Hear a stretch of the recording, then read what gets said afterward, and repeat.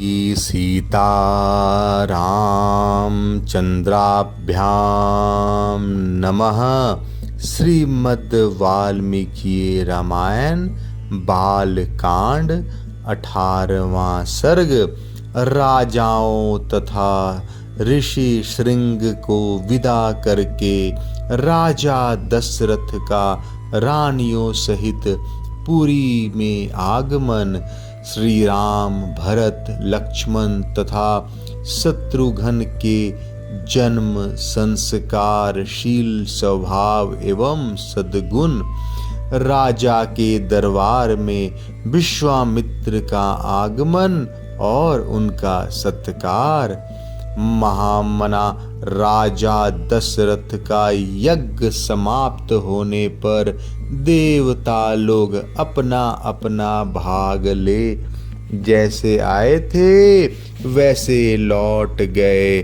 दीक्षा का नियम समाप्त होने पर राजा अपनी पत्नियों को साथ ले सेवक, सैनिक तथा सवारियों सहित पुरी में प्रविष्ट हुए। विन विन देशों के राजा भी जो उनके यज्ञ में सम्मिलित होने के लिए आए थे, महाराज दशरथ द्वारा यथावत सम्मानित हो मुनिवर वशिष्ठ तथा ऋषि श्रृंग को प्रणाम करके प्रसन्नता पूर्वक अपने अपने देश को चले गए।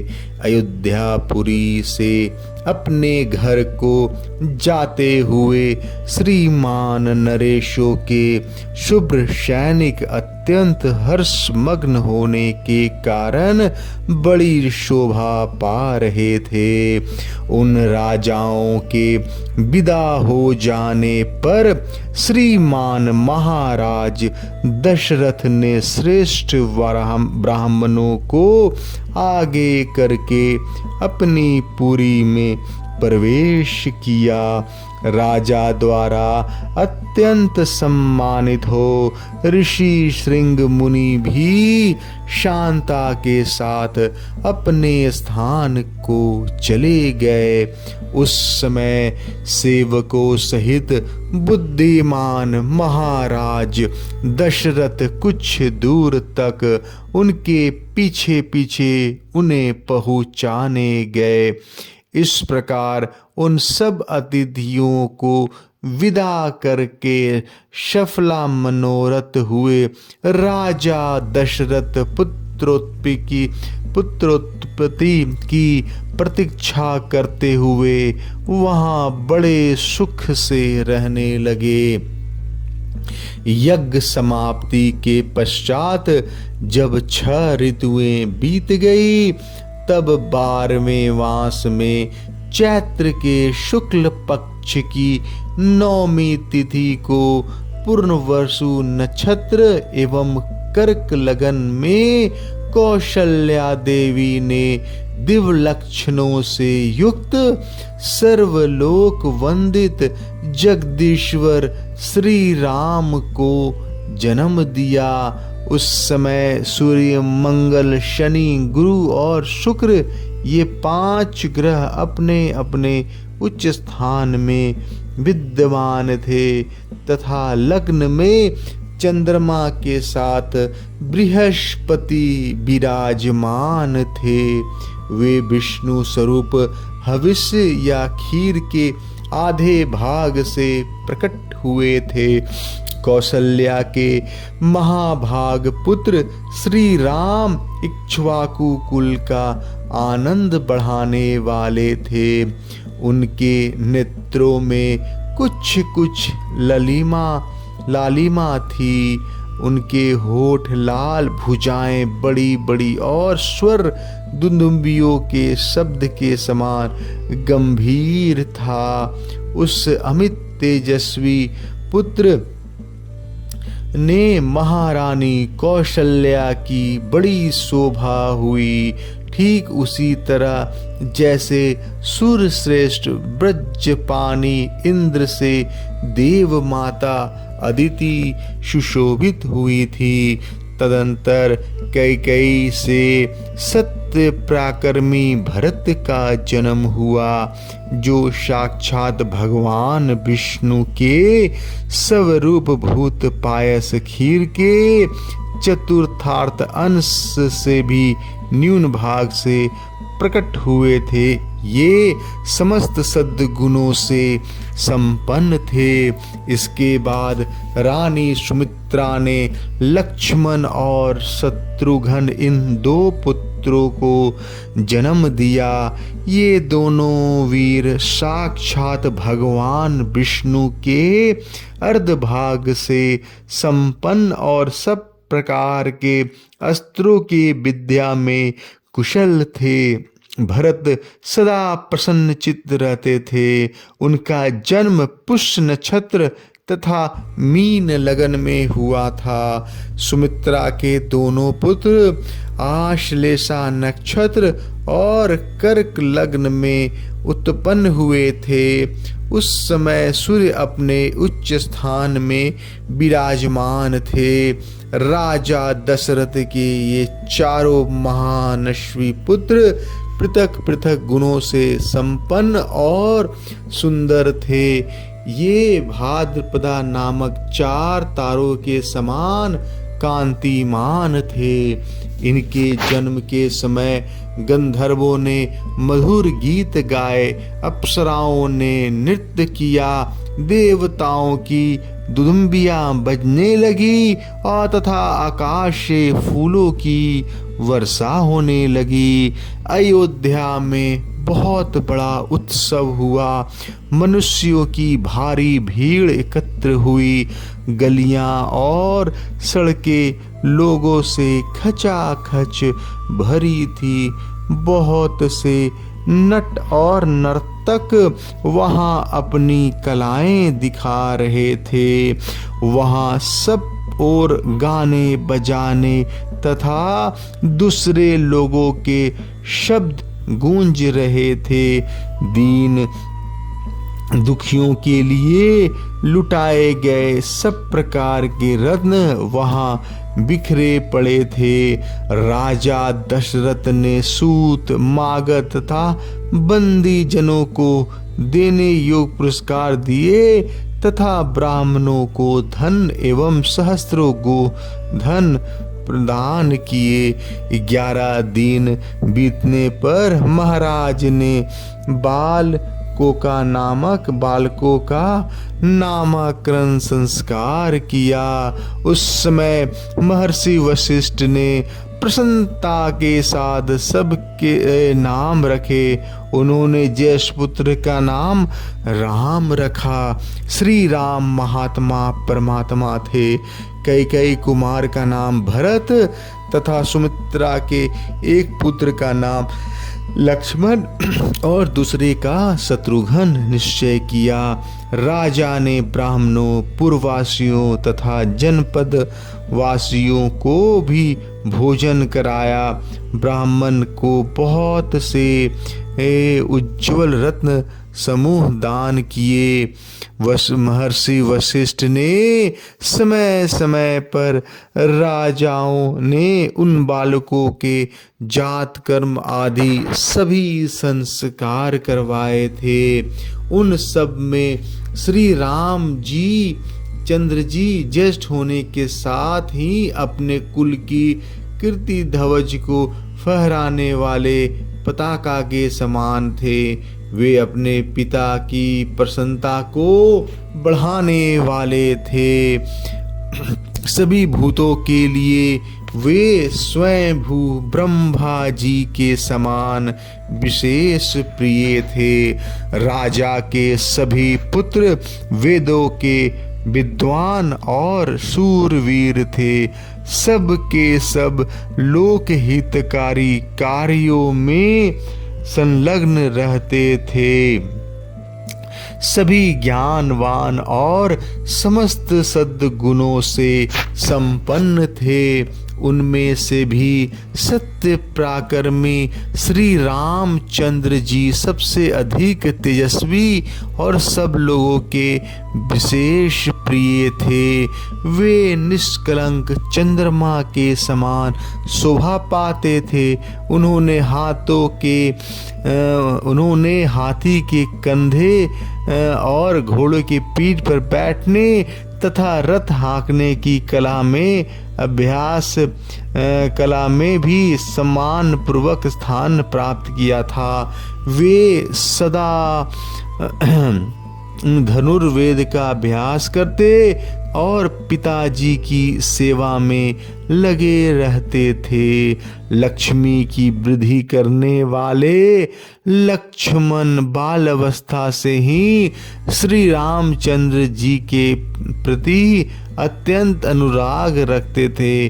वे अपने बड़े भाई लोकाभिराम श्री राम की सदा ही प्रिय करते थे और शरीर से भी उनकी सेवा में ही जुटे रहते थे। शोभा संपन्न लक्ष्मण श्री रामचंद्र जी के लिए बाहर विचरने वाले दूसरे प्राण के समान थे। पुरुषोत्तम श्री राम को उनके बिना नींद भी नहीं आती थी। यदि उनके पास उत्तम भोजन लाया जाता तो श्री रामचंद्र जी उसमें से लक्ष्मण को दिए बिना नहीं खाते थे। जब श्री रामचंद्र जी घोड़े पर चढ़कर शिकार खेलने के लिए जाते, उस समय लक्ष्मण धनुष लेकर उनके शरीर की रक्षा करते हुए पीछे पीछे जाते थे। इस प्रकार लक्ष्मण के छोटे भाई शत्रुघ्न भरत जी की प्राणों से भी अधिक प्रिय थे और वे भी भरत जी को सदा प्राणों से भी अधिक प्रिय मानते थे। इन चार महान भाग्यशाली प्रिय पुत्रों से राजा दशरथ को बड़ी प्रसन्नता प्राप्त होती थी।